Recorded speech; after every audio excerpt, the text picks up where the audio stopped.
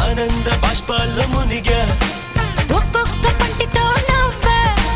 కలకండ మూసుకుంటూ నడిచా ఒక చీమ